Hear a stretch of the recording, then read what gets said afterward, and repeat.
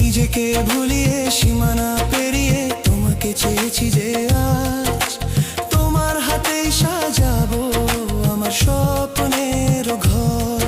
আমি তোমার প্রেমে পড়ে দুনিয়া ভুলে গেছি।